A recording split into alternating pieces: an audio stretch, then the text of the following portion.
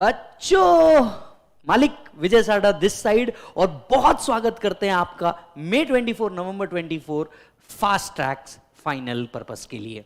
तो सर ये जो फाइनल का फास्ट ट्रैक है ये CA फाइनल वालों के लिए, और वीडियो पे जब तक के भाई साहब आपके लाइक्स नहीं आ जाएंगे मिनिमम 500 तब तक के नेक्स्ट पार्ट अपलोड नहीं करूंगा। आई होप आपने पहले वाले वीडियो देख लिए होंगे जिसमें मैंने पूरी डिटेल से एक्सप्लेन किया था कि फास्ट ट्रैक कैसे चलेगा, क्या चलेगा, एटसेट्रा एटसेट्रा एटसेट्रा। तो सब लोग यहां पे देख लीजिएगा।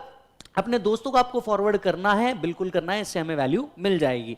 अच्छा जी सर, ये जो फास्ट ट्रैक है इसको आज चालू करने से पहले मैं आपको कुछ बात बता दूं। पहला, ये फास्ट ट्रैक में 24 नवंबर 24 जून 24 दिसंबर 24 के लिए, ये फास्ट ट्रैक सिर्फ फाइनल वालों के लिए है, तो इंटर वाले इसमें ना एंटर करें। तीसरा जो मोस्ट इंपॉर्टेंट है, ये फास्ट ट्रैक को जब मैं पढ़ा रहा हूं तो आपके पास ये fast track book, questioner and charts होने चाहिए, तो वो होंगे तो आपके लिए बहुत ज्यादा वैल्यू बढ़ जाएगी। चौथा सर, ये जो फास्ट ट्रैक है हम इसके लिए आप एक सेपरेट रजिस्टर मेंटेन करें और स्टिकी नोट अपने साथ रखें। कुछ स्टिकी नोट चाहे कुछ पॉइंट्स अगर हमें लिखने हैं तो हम फास्ट ट्रैक में वहीं के वहीं लिख दें, और साथ साथ में एक रजिस्टर, क्योंकि इसके साथ साथ क्वेश्चन एंड आंसर भी जो हम सॉल्व कराने वाले हैं और कुछ इंपॉर्टेंट सेक्शन जिसको हम लिखने वाले हैं तो वो भी आप क्या कर पाएं, लिख पाएं। राइट, तो आपके पास स्टिकी नोट एंड एक रजिस्टर होना चाहिए। रजिस्टर अगर 200 पेजेस का रहेगा तो that would be more than sufficient to cover the DT and international tax. Right, ये पार्ट ए है, और जैसे कि मैंने आपको पहले वीडियो के अंदर में बताया था डिटेल, जिसके अंदर में एक्सप्लेन किया है कि हम दो पार्ट के अंदर में इसे डिवाइड करेंगे, पार्ट ए पार्ट बी, हर पार्ट 1.5 घंटे का होगा ताकि आपके पास स्ट्रेस ना आए और एक दिन में एक मॉर्निंग एक इवनिंग करके आप आराम से इन लेक्चर्स को कंप्लीट कर सके।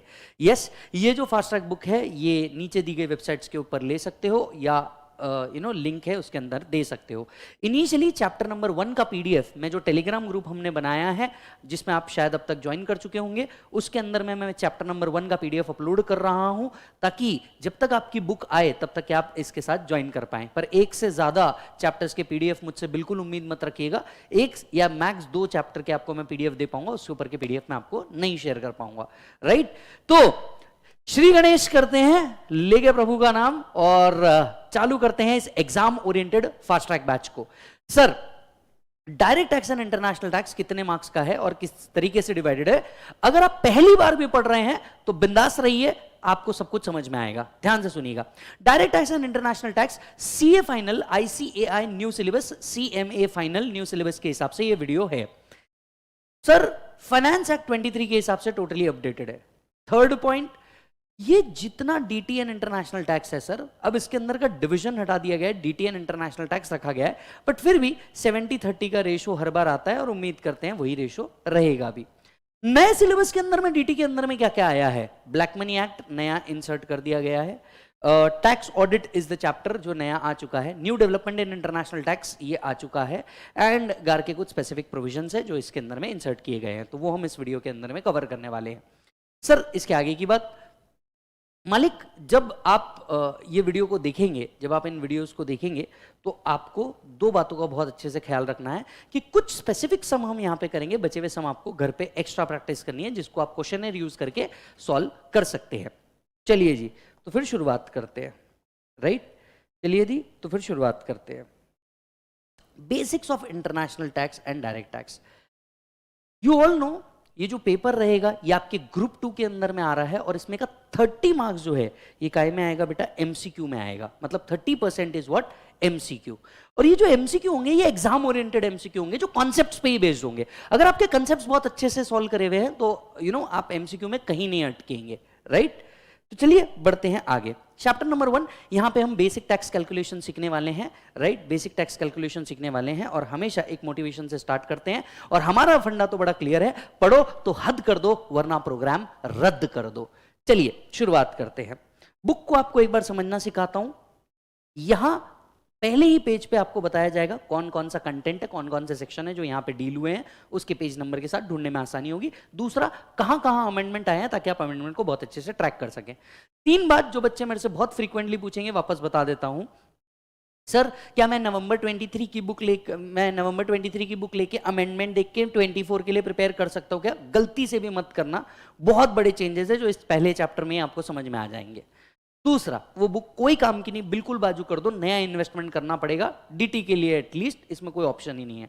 तो आप, क्योंकि फाइनेंस एक्ट बदल चुका है, कहां एक एक अमेंडमेंट को ट्रैक करते बैठोगे, 122 है, तो बिल्कुल ये करना मत। आपने नए बुक ले लेना, बिल्कुल उसमें बिल्कुल आपने गड़बड़ करना मत।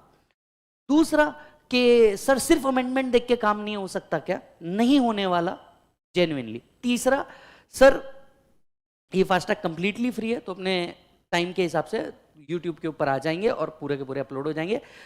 35 to 40 लेक्चर्स रहेंगे, 2 पार्ट में डिवाइड होंगे। Finally let's start.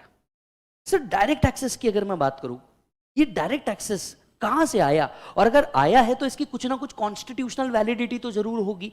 अगर आया है तो कुछ ना कुछ तो कॉन्स्टिट्यूशनल वैलिडिटी होगी, क्योंकि इंडिया में कोई भी लॉ बनता है तो उसकी कॉन्स्टिट्यूशनल वैलिडिटी होती है।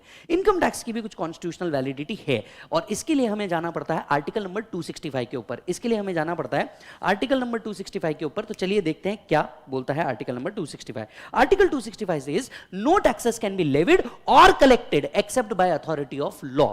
यानी कोई भी टैक्स न लगाया जा सकता है न कलेक्ट किया जा सकता है जब तक कोई अथॉरिटी ना हो और उस अथॉरिटी ने कोई लॉ पास ना किया हो। वापस से सुनिए, no taxes can be levied और collected except by authority of law. यानी जब भी कोई टैक्स लगाना है या कलेक्ट करना है, आपके पास कोई अथॉरिटी होनी चाहिए और यह अथॉरिटी ने किसी लॉ को पास करना चाहिए। मतलब ऐसा नहीं हो सकता जैसे नोटबंदी हुई थी, रात में मोदी जी आए, मोदी जी ने कहा भाई और बहनों आज से मैं ये लगा रहा हूं। टैक्स ऐसे नहीं लग सकते, आपको पहले लॉ पास करना पड़ेगा। चलिए लॉ पासिंग की प्रोसेस आपको याद दिला देता हूं, फाउंडेशन में आपने पढ़ी होगी। पहले बिल बनता है, bill both houses of parliament में जाता है, बोथ हाउसेज ऑफ पार्लियामेंट में जाकर के वो जब प्रेसिडेंट असेंट मिल जाता है तो वो क्या बन जाता है? एक्ट बन जाता है। याद आ रहा है आपको? यस।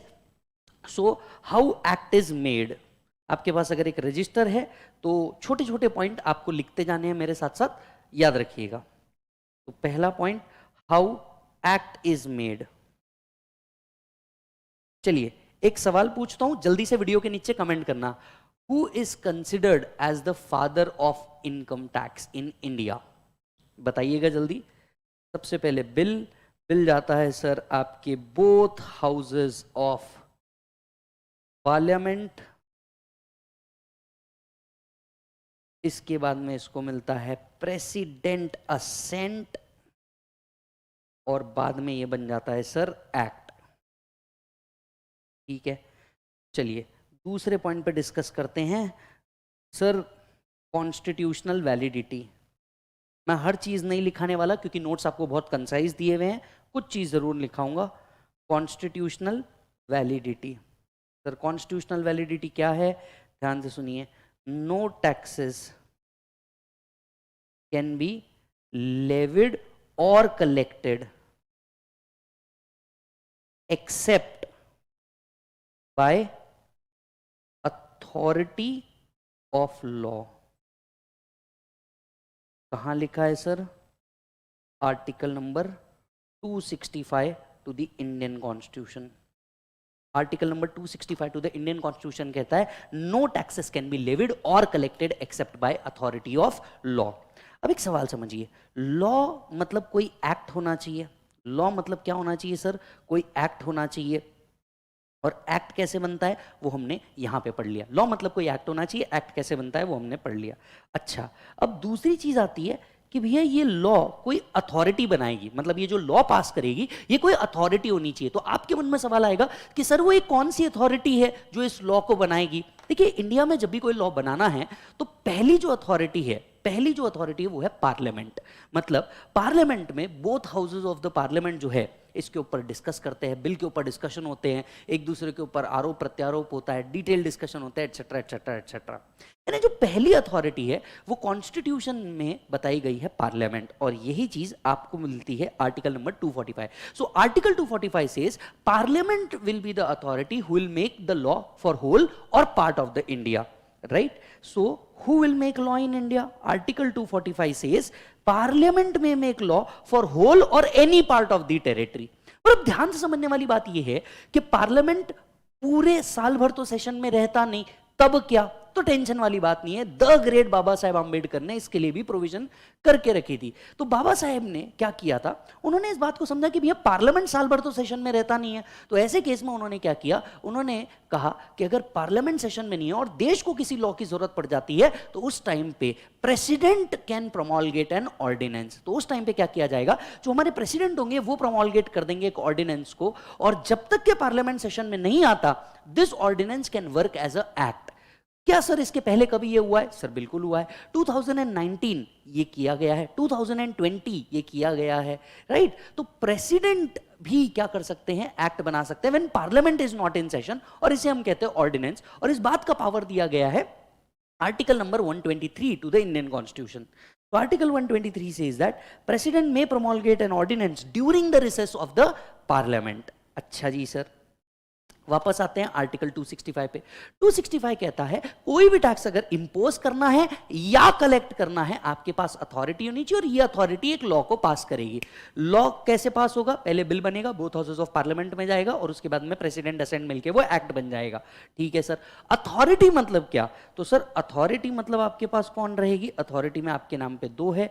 पहली अथॉरिटी आपके लिए कौन है sir, parliament is the first authority. Parliament अगर जगह पे नहीं है या सेशन में नहीं है तो president will be the authority जो इस एक्ट को पास करेगी। ठीक है सर। हाँ जी। No taxes can be levied और collected except by authority of law. Collection का मतलब क्या होता है सर, सर यहां पे कलेक्शन का मतलब होता है कलेक्शन और रिकवरी। मतलब हमारे पास प्यार से कलेक्ट करने का तो राइट है ही, साथ साथ में रिकवरी के राइट्स भी है, और इसीलिए फाइनल पे आपको सर्च एंड सीजर, रेड जैसे टॉपिक भी मिलते हैं जहां पे रिकवरी के राइट्स दिए गए हैं कि आप प्यार से दे दो तो कलेक्शन है, नहीं दो तो हम क्या कर लेंगे, रिकवर तो कर ही लेंगे। ठीक है सर। लेवी करना मतलब क्या करना सर, सर लेवी करना मतलब क्या करना, लेवी का मतलब है टैक्स को इंपोज करना, मतलब टैक्स को लगाना, राइट। तो लेवी का मतलब जो यहां पे दिया गया है वो दिया गया है इंपोज करना। अब वर्ड को फिर से पढ़ते हैं। ना कोई टैक्स लगाया जा सकता है, ना कोई टैक्स कलेक्ट किया जा सकता है जब तक कि कोई अथॉरिटी किसी लॉ को पास ना कर दे। अच्छा जी सर, बाकी सब शब्द तो समझ गए, अब एक शब्द समझना बाकी है, वो है टैक्स। टैक्स का मतलब क्या है सर, सर टैक्स का मतलब क्या है सर, अगर मैं टैक्स की बात करूं, tax is a collection by who, government. Tax एक रेवेन्यू है गवर्नमेंट के लिए। आज जितने भी इंफ्रास्ट्रक्चर प्रोजेक्ट आप देख रहे हैं, बड़े बड़े हाईवेज बन रहे हैं, नेशनल हाईवे बन रहे हैं by our highway man Nitin Gadkari sir, ये सब चीजों के लिए पैसा कहां से आ रहा है, टैक्सेस से कलेक्ट होता है। टैक्सेस कितने प्रकार के होते हैं सर, दो प्रकार के होते हैं। टैक्सेस के टू टाइप्स होते हैं, two types of taxes are there. Anyone जल्दी से बताओ, बचपन में पढ़ा होगा आप लोगों ने, बचपन मतलब आप जब इंटर में रहे होंगे तब आपने पढ़ा होगा। Two types of taxes are there. पहला है सर डायरेक्ट टैक्स, दूसरा है सर इनडायरेक्ट टैक्स। तो there are two types of tax, there are two types of tax. पहला है डायरेक्ट टैक्स, दूसरा है इनडायरेक्ट टैक्स। कुछ बातें आपको बता दूं, हमने कहा पार्लियामेंट ने लॉ पास कर दिया लेकिन इसके लिए कोई अथॉरिटी बनाई, तो भैया डायरेक्ट टैक्स के लिए अथॉरिटी बनी सीबीडीटी, वेराज इनडायरेक्ट टैक्स के लिए अथॉरिटी बनी सीबीआईसी। एक सेंट्रल बोर्ड ऑफ रेवेन्यू बनाया गया, सेंट्रल बोर्ड ऑफ रेवेन्यू को दो पार्ट में डिवाइड किया गया। एक बनाया गया सीबीडीटी जो डायरेक्ट टैक्सेस के मैटर को हैंडल करता है, दूसरा बनाया गया CBIC that is central board of indirect taxes and custom जो इनडायरेक्ट टैक्सेस को हैंडल करता है। अब सीबीडीटी और सीबीआईसी अपना अपना रेवेन्यू कलेक्ट करते हैं और ये सरकार के लिए मोड ऑफ रेवेन्यू बनता है जिससे अलग अलग स्कीम्स सरकार जो है चलाती है। So that's how taxes are collected and then the such taxes are invested into various of the schemes which government has framed. Okay sir. Sir, direct taxes and indirect taxes. So every decision with respect to direct taxes will be handled by CBDT. Everything which is related to indirect taxes will be handled by CBIC. Sir direct taxes के नाम पे आज हमारे पास क्या है available sir, direct tax available है, that is income tax available है, और इनडायरेक्ट टैक्सेस के अंदर में आपको जीएसटी एंड कस्टम्स अवेलेबल है। यस और no, GST and customs available है। ठीक है सर। सर क्या टैक्स के अंदर में सिर्फ टैक्स ही कलेक्ट किया जाता है? Do we only collect tax? The answer is no. Yes, the answer is no. All the tax is technically when we say tax we also says surcharge if any, and we also say HEC that is cess। ध्यान से सुनिएगा, जब हम tax की बात करते हैं हम तीन तरीके की बातें करते हैं, tax surcharge if any and cess, हम ऐसे तीन बातें करते हैं और टैक्स इन तीनों का मिश्रण होता है। और आगे जाके आप कई सेक्शन देखेंगे जहां जहां पे भी वर्ड टैक्स लिखा है वहां पे हर जगह पे सरचार्ज एंड सेस भी साथ साथ में इंक्लूड किया गया है। अच्छा जी सर, सर ये टैक्स होता क्या है? Tax is a levy. वो लेवी किया जाता है किस चीज पे किया जाता है सर? आपकी इनकम पे किया जाता है। इनकम शब्द डिफाइन किया गया है 224 के अंदर में कि इनकम होता क्या है। वो डेफिनेशन आपको याद करने की जरूरत नहीं है। ये जो टैक्स है, ये जो टैक्स है सर, ये कलेक्ट कौन करता है? आई मीन मुझे टैक्स देना है, क्या मैं इनकम टैक्स डिपार्टमेंट में जाता हूं? The answer is no. You go to bank and you pay to income tax department. Yes और नो? ये जितना भी टैक्स कलेक्ट होता है ये सारा का सारा जाता है। यस, एनीवन जल्दी से बताइए, किसी को आइडिया है तो आप तुरंत कमेंट भी कर सकते हैं। ये जितना भी टैक्स जाता है कहां जाता है? जल्दी से बताओ। Consolidated fund of India. तो जितना भी टैक्स कलेक्ट होता है ये कंसोलिडेटेड फंड ऑफ इंडिया के अंदर में जाता है और फिर वहां से वेरियस पर्पस के लिए यूज होता है। तो ऑल टैक्स कलेक्टेड, ध्यान से सुनिए, all tax collected is kept in consolidated fund of India, right? सारे का सारा टैक्स जो है ये कंसोलिडेटेड फंड ऑफ इंडिया में आता है। अब आपके मन में एक सवाल आ रहा होगा, भाई कंसोलिडेटेड फंड ऑफ इंडिया में तो आ रहा है, लेकिन इंडिया के अंदर में इतने सारे स्टेट्स है, इन सारे स्टेट्स को रेवेन्यू कैसे डिवाइड किया जाता है? क्या ये जितना टैक्स कलेक्ट होता है स्टेट रखता है, सेंटर रखता है, या इसे डिवाइड कर देता है? तो मालिक मैं आपको बता दूं, ये जितना भी टैक्स कलेक्ट होता है ये डिवाइड होता है सर सेंटर और स्टेट के बीच में, in a ratio which is decided by president and finance commission. Yes, ये जितना भी टैक्स कलेक्ट होता है ये सारा का सारा टैक्स डिवाइड होता है बिटवीन स्टेट्स। यस, और किस बेसिस पे डिवीजन होगा ये डिसाइड करते हैं प्रेसिडेंट एंड फाइनेंस कमीशन। मैं मन से नहीं कह रहा हूं, लिखा है सर। कहां लिखा है सर? आपके आर्टिकल में लिखा है, article number 271। Article number 270 and 271 is for surcharge. Article number 270 कहता है ऑल टैक्सेस एंड ड्यूटीज, सिर्फ टैक्सेस ही नहीं ड्यूटीज भी, all taxes and duties will be collected by centre and divided between states. आइए पढ़ते हैं।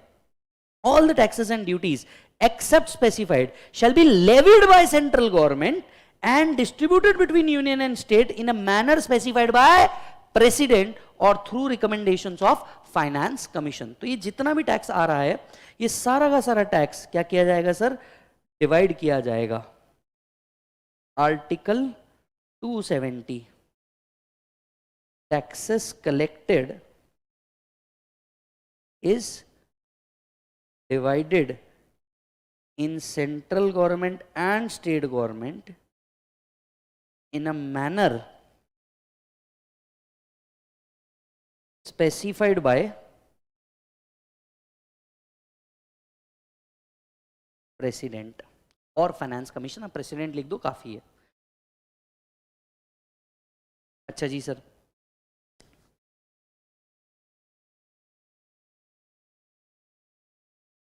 तो जितना भी टैक्स है ये टैक्स को क्या किया जाता है सर? डिवाइड किया जाता है, सेंटर और स्टेट के बीच में डिवाइड किया जाता है, प्रेसिडेंट एंड फाइनेंस कमीशन जो बोलते हैं उस बेसिस पे। कहां थे हम थे आर्टिकल नंबर 265। सर डीटी पढ़ेंगे, मजे से पढ़ेंगे, you will romance the taxation, और इंटरलिंकिंग से पढ़ेंगे, इंटरलिंकिंग बिल्कुल नहीं छोड़ना।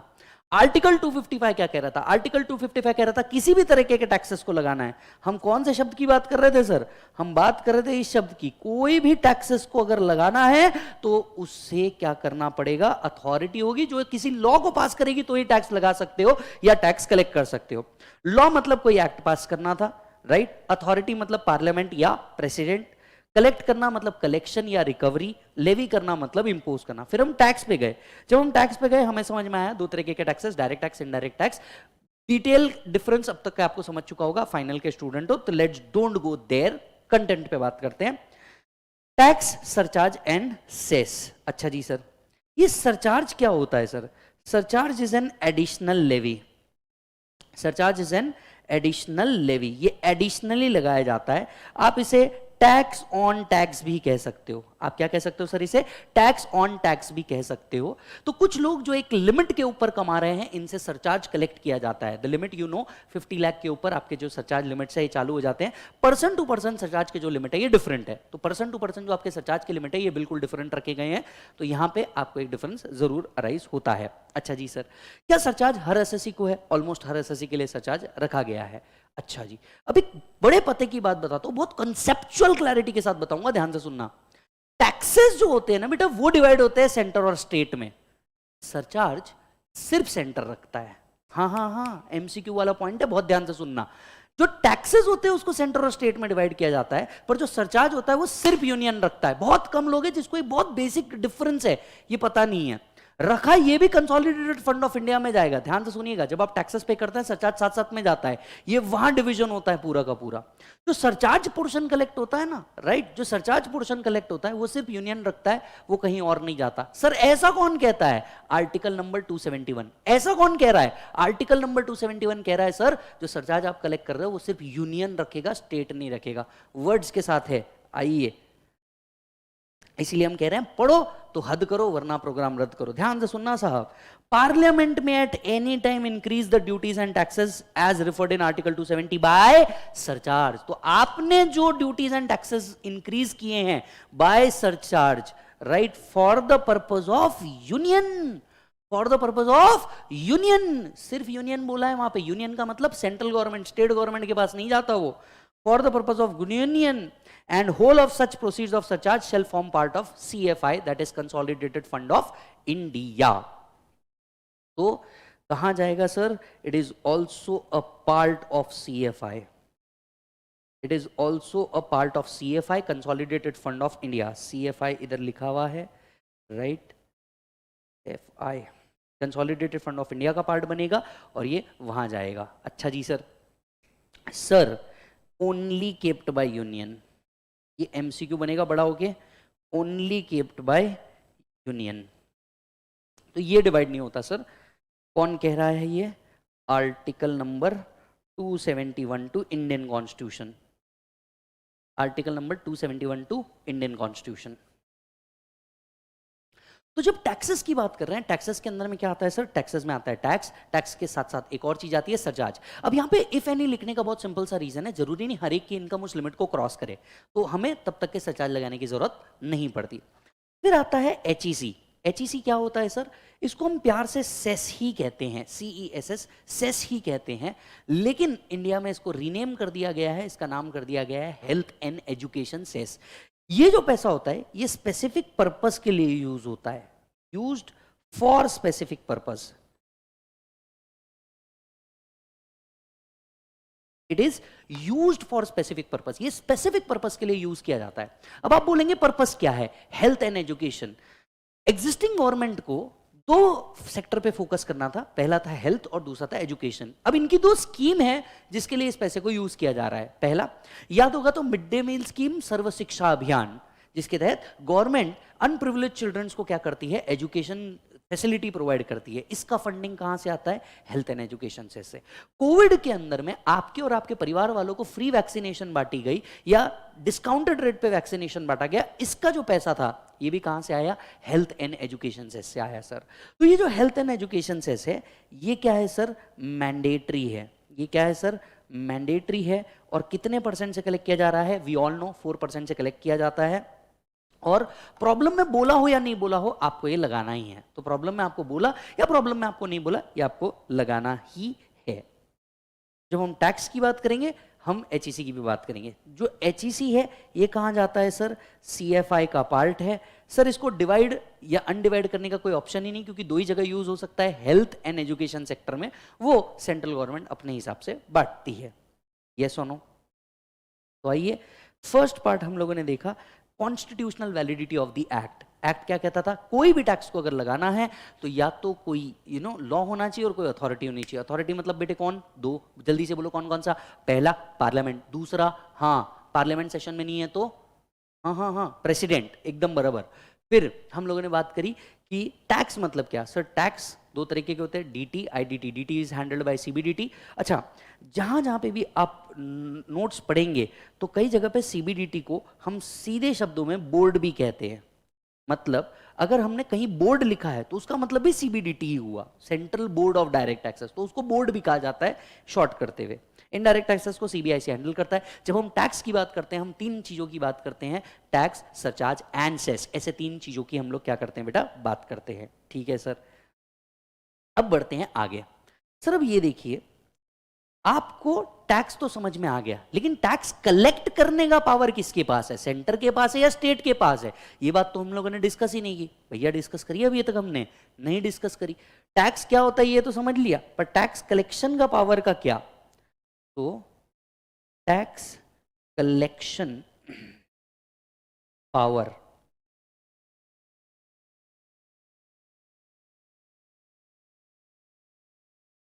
Article number 246 read with schedule 7। Article number 246 read with schedule 7। देखिए, जब 1947 के बाद जब हमें आजादी मिली, तो आजादी मिलने के बाद कुछ पावर सेंटर को दिए गए, कुछ पावर स्टेट को दिए गए, और कुछ पावर दोनों ने मिल करके रखे। वापस से कम अगेन, कुछ पावर सेंटर को मिले, कुछ पावर स्टेट को आए, और कुछ पावर दोनों ने मिल करके एक्सरसाइज की है। बराबर है? तो इनकम टैक्स किस में आया, सेंटर में आया, स्टेट में आया, या कॉन्करेंट में आया? तो मैं आपको बता दूं सर, जितने पावर सेंट्रल गवर्नमेंट्स को दिए गए इसे कहा गया यूनियन लिस्ट। इसे कहा क्या गया, यूनियन लिस्ट। जितने स्टेट गवर्नमेंट को मिले इसे कहा गया स्टेट लिस्ट। और जहां दोनों मिलकर के एक्सरसाइज करेंगे, राइट, इसको कहा गया कॉन्करेंट लिस्ट। उम्मीद है आप लोग लिख रहे होंगे साथ साथ में। यूनियन लिस्ट के एंट्री नंबर 82 पे लिखा गया taxes on income other then on agriculture. तो इनकम टैक्स कलेक्ट करने का पावर कहां से आया? इनकम टैक्स कलेक्ट करने का पावर आया कहां से सर? Entry number 82 to the union list. मतलब इनकम टैक्स कलेक्ट करने का पावर सेंटर के पास है, उसे बाद में क्या किया जाएगा, डिवाइड किया जाएगा। अभी अभी हम लोग पढ़ के आए। तो इनकम टैक्स कलेक्ट करने का पावर सेंटर के पास आ गया, इसीलिए इनकम टैक्स से रिलेटेड जितने भी डिसीजन लिए जाते हैं ये सीधा सेंट्रल गवर्नमेंट लेता है, स्टेट गवर्नमेंट का कोई रोल कॉल इसमें नहीं है। अच्छा जी सर, एंट्री नंबर 82 पे लिखा गया टैक्सेस ऑन इनकम। आहा, नया वर्ड मिला साहब आपको, मेरे को, टैक्सेस ऑन इनकम। अच्छा जी, ये जो इनकम है सर, ये इनकम, इस बात पे हम लोग डिस्कस करेंगे और डिटेल डिस्कशन होना है हमारा। Taxes on income other then on agriculture. अब आप में से कुछ बच्चे जिनका शायद कहीं बेसिक रह गया होगा वो पूछ जाएंगे, सर क्या एग्रीकल्चर पे टैक्स इसलिए नहीं है क्योंकि सेंट्रल गवर्नमेंट में लिखा नहीं है, अदर देन ऑन एग्रीकल्चर लिखा है? नहीं सर, इसका इंटरप्रिटेशन वैसा नहीं है। बड़ा ब्यूटीफुल इंटरप्रिटेशन है, ध्यान से सुनिएगा। यहां लिखा है taxes on income other then on agriculture. इसका मतलब सेंटर के पास इनकम पे टैक्स लगाने के तो पावर है, सेंटर के पास इनकम पे टैक्स लगाने के तो पावर है, लेकिन एग्रीकल्चरल इनकम पे टैक्स लगाने का पावर सेंटर के पास नहीं है। इसका कतई इंटरप्रिटेशन ये नहीं है कि भैया सेंटर के पास एग्रीकल्चर के टैक्स के पावर ही नहीं है, गवर्नमेंट के पास पावर वो है ही नहीं कि वो एग्रीकल्चर पे टैक्स लगा दे। सेंटर के पास पावर नहीं है, तो सर पावर किसके पास है? यहां ये एक और चीज बताएंगे। Entry number 46 to the state list, यहां पे लिखा है टैक्सेस ऑन एग्रीकल्चरल इनकम। यानी एग्रीकल्चर इनकम पे टैक्स लगाना है या नहीं लगाना है, ये पावर किसके हाथ में रहेगा? स्टेट के हाथ में रहेगा। इस पे सेंट्रल कंट्रोल नहीं करेगी। हां, इनकम पे, other income other than agriculture पे टैक्स लगाना है, आप सेंट्रल डिसीजन ले सकते हैं। तो entry number 82 to the union list income पे टैक्सेस लगाती है। Entry number 46 to the state list agriculture पे इनकम पे टैक्स लगाना है या नहीं, इस पे डिसीजन लेते हैं। वैसे मैं आपको बता दूं सर, महाराष्ट्र, गुजरात, कर्नाटक एक टाइम पे वो स्टेट्स रहे हैं जिनने एग्रीकल्चर पे टैक्स लगाया। बाद में वोट बैंक एंड अदर चक्करों में एग्रीकल्चर फार्मर्स को बेनिफिट देने के लिए सबने आज एग्रीकल्चर से टैक्स को हटा के रखा है। आगे चल के एक टॉपिक आएगा एग्रीकल्चरल इनकम, जिसमें हम डिस्कस करेंगे कि भाई साहब एग्रीकल्चर पूरी एग्जम्प्ट नहीं है, प्रोपोर्शनेटली एग्जाम्प्ट है। मेथड ऑफ एग्रीगेशन आपने इंटर में पढ़ा होगा, डिस्कस करेंगे उसको। Yes sir. तो चलो, टैक्सेस वर्ड को खोदना चालू किया था, देखो खोद रहे हैं। फास्ट ट्रैक है, इसका मतलब ये नहीं कहीं पे भी आपके साथ कॉम्प्रोमाइज किया जाएगा। कंटेंट एग्जाम ओरिएंटेड रखेंगे जितना काम का, no if no but, only cut to cut पे काम करेंगे। तो टैक्सेस, सरचार्ज, एचईसी, मालिक। टैक्सेस कलेक्शन का पावर कहां से आया? 246 शेड्यूल 7 के हिसाब से। Entry number 82 taxes on income, agricultural income पे टैक्स लगाने का पावर एंट्री नंबर 46 के अंदर में दिया गया है। यस और नो? चलिए कुछ और बात बता दूं सर, ये जो टैक्स है ये ऐसा है क्या कि, क्योंकि सर जब हम लोगों ने पढ़ा था the act is applicable to, तो उसका क्या सर? The income tax act is applicable to whole of India including Jammu and Kashmir. पहले से ही आर्टिकल 370 का इससे कोई लेन देन नहीं है। The whole act is applicable to whole of India. Yes, so agriculture income tax is covered under entry number 82 to the union list. Agriculture income is covered under entry number 46 to the state list. It is applicable to whole of India. तो section 1 of the act says that the income tax act is applicable to whole of India. आप सभी लोगों के लिए previous year जो है ये change हो चुका है। 23-24 जितने बच्चे मई जून नवंबर दिसंबर 24 दे रहे हैं, अब आपका प्रीवियस ईयर भी चेंज हो चुका है। आपका प्रीवियस ईयर बना 23-24, आपका असेसमेंट ईयर बना 24-25, और ये हर चैप्टर के लिए कॉमन है। ठीक है, तो ये बात याद रख लेना भाई साहब, ये बात याद रख लेना। आप लोगों का प्रीवियस ईयर क्या है सर? आप लोगों का प्रीवियस ईयर अब हो चुका है 23-24 सर। आप लोगों का असेसमेंट ईयर हो चुका है 24-25। तो ये हम 10 बार नहीं कहेंगे, नहीं तो प्रॉब्लम सॉल्व करते वक्त कंफ्यूजन होंगे, दिमाग में याद रख लेना।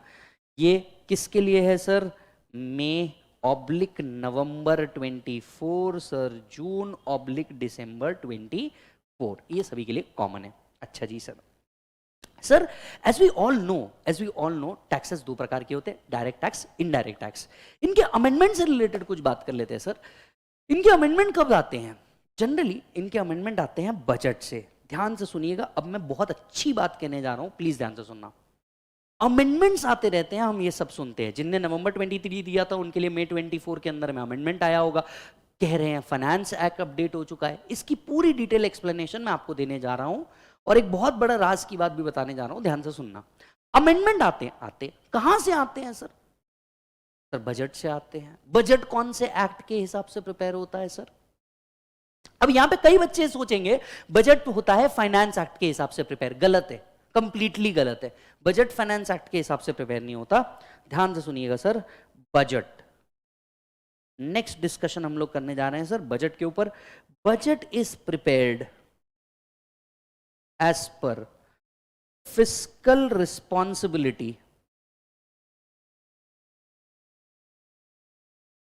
and budget management act। तो सर बजट जो है आपका ये प्रिपेयर होता है fiscal responsibility and budget management act के हिसाब से। तो ये फाइनेंस एक्ट से नहीं बनता। ये लाइन बड़ी होकर एमसीक्यू बनेगी, मैं आपको बता रहा हूं। तो इस लाइन पे फोकस करिएगा। ये स्टॉक मार्केट जैसी है, कभी भी ऊपर चले आएगी। हाँ जी सर। सर बजट जो लाते हैं, बजट कौन लेके आते हैं? No need to explain, finance minister. कब लेके आते हैं? On 1 February every year. ठीक है, अब आप जानते हैं फरवरी 2024 में बजट आएगा, लेकिन बजट के टाइप इस टाइम पे समझना बहुत जरूरी है। आप ध्यान से सुनिए, बजट दो टाइप के हैं। बजट कितने प्रकार के हैं सर? 2 प्रकार के बजट है, ध्यान से समझना। ठीक है, एक होता है फाइनल बजट और दूसरा होता है इंटरिम बजट। ठीक है, एक होता है फाइनल बजट, दूसरा होता है इंटरिम बजट। हर साल एवरी ईयर 1 फेब के दिन जो आता है ये होता है आपका फाइनल बजट। हर साल 1 फरवरी के दिन जो आता है ये होता है आपका फाइनल बजट। इंटरिम बजट कब आता है? इन the year of election. In the year of election मतलब जिस साल इलेक्शन होगा उस साल 2 बजट आएंगे। पहला बजट होगा इंटरिम बजट। ये इंटरिम बजट जो होता है ये लगभग फरवरी से लेकर के जून तक के लिए होता है। अब आप सभी जानते हैं 2024 इज द इलेक्शन ईयर। अब इलेक्शन ईयर के अंदर में फरवरी के टाइम पे क्या होगा? एक बजट आ जाएगा, फिर प्रधानमंत्री जी का सिलेक्शन होगा। खैर जवाब तो हम सभी जानते हैं, प्रधानमंत्री जी का सिलेक्शन होगा, नई सरकार बनेगी और नई सरकार जुलाई में आएगी विद द सेम और डिफरेंट फाइनेंस मिनिस्टर। जुलाई से लेके मार्च 2025 तक के लिए आपका एक और बजट बनता है। मतलब in the year of election there are two budgets, एक इंटरिम बजट बनता है, एक फाइनल बजट बनता है। और अगर ये ईयर इलेक्शन ईयर नहीं है तो फिर एक ही बजट से काम हो जाता है, जिसको हम कहते हैं final budget, finance final budget, बस शॉर्टकट में उसको लिख दिया जाता है फाइनेंस बजट। यस, तो अगर आप देखेंगे 2024 मतलब जिस साल आपका अटेम्प्ट है उस साल आपको दो बजट देखने को मिलेंगे। 1 फरवरी को आएगा इंटरिम बजट और फिर जुलाई में आएगा फाइनल बजट। और आप मेरे को मैसेज करके पूछेंगे कि सर क्या हमें भी ये बजट काम का है? Answer is no. जो 2024 में बजट आएंगे वो आपके बिल्कुल काम के नहीं है। सभी लोग कान खोल के ध्यान से सुनेंगे प्लीज, हाँ सभी लोग कान खोल के ध्यान से सुनेंगे। और मैं किसी बच्चे से रिक्वेस्ट करूंगा कि सर प्लीज टाइम स्टैम्प भी लगा देना कंटेंट का। कोई बच्चे से मैं रिक्वेस्ट करूंगा, अगर आप वीडियो देख रहे हैं तो सर टाइम स्टैम्प भी लगा दीजिएगा ताकि आपको अलग अलग कंटेंट देखने में मजा आ जाए। जो 2024 में बजट आएंगे वो आपके किसी भी काम के नहीं। सर क्यों? अब समझिए अमेंडमेंट कब आते हैं और इसकी एप्लीकेबिलिटी कब होती है। अगर आपने ये कंटेंट समझ लिया ना तो आपको ये समझ में आ जाएगा कि हमारे को वो जो 2024 में बजट आएगा वो क्यों जरूरी नहीं है और हमारे काम का तो है ही नहीं। चलिए आइए समझते हैं। सर ध्यान से सुनिए, बजट से आते हैं अमेंडमेंट्स मतलब चेंजेस, बराबर। ये जो अमेंडमेंट होते हैं ये दो पार्ट में होंगे, कुछ डीटी से रिलेटेड अमेंडमेंट होंगे, कुछ आईडीटी से रिलेटेड अमेंडमेंट होंगे। सही, यस। आईडीटी से जो अमेंडमेंट आते हैं मतलब आईडीटी से रिलेटेड जो अमेंडमेंट आते हैं ये एप्लीकेबल होते हैं मिडनाइट से। This is applicable from midnight, यानी उसी रात से लागू हो जाते हैं अनलेस अदरवाइज स्पेसिफाइड। तो अनलेस अदरवाइज स्पेसिफाइड वो उसी रात से क्या कर दिए जाते हैं, लागू कर दिए जाते हैं। और रीसेंट टाइम्स में तो निर्मला सीतारमण जी ने क्या कर दिया, भैया जीएसटी काउंसिल मीट होगी, जीएसटी काउंसिल मीट के बाद अमेंडमेंट आएगा, अमेंडमेंट को आप क्या कर लो, तुरंत इंप्लीमेंट कर दिया जाता है, एक डेट दे दी जाती है। मतलब जनरली जब भी आईडीटी के अमेंडमेंट आते हैं वो उसी रात से लागू हो जाते हैं। पर डीटी के अमेंडमेंट्स में ऐसा नहीं होता। डीटी के जो अमेंडमेंट्स होते हैं वो first day of next year से लागू होते हैं। डीटी के जो अमेंडमेंट्स होते हैं वो first day of next year से लागू होते हैं। मैं इसे कुछ इस तरह से समझाता हूं, अब समझिएगा। 1 फरवरी 2023 मतलब जो इलेक्शन ईयर नहीं था, 1 फरवरी 2023 जो इलेक्शन ईयर नहीं था, इस दिन बजट आया होगा जिसको हम कहते हैं फाइनेंस एक्ट 2023, जिसको हम कहते हैं फाइनेंस एक्ट 2023। अब ये बजट का एप्लीकेबिलिटी कब से शुरू हो जाता है? ये बजट का एप्लीकेबिलिटी चालू हो जाता है 1/4/2023 से लेकर के 1/4/2024 फाइनेंशियल ईयर, दैट इज वित्तीय वर्ष 23-24 के लिए ये बजट लागू हो जाता है। ध्यान से समझिएगा, इस डेट के ऊपर बड़ा फोकस करिएगा। 1 फरवरी 2023 के टाइम पे क्या आया होगा, बजट आया होगा, जिसे हम कह रहे हैं फाइनेंस एक्ट 2023। अब ये जो बजट है ये कब से एप्लीकेबल होगा? ये first day of financial year से। फाइनेंशियल ईयर हमारा क्या होता है, 1 अप्रैल से लेके 31 मार्च। अब 1 अप्रैल से 31 मार्च 2024 तक के हमारा क्या चलेगा बेटा, बजट चलेगा।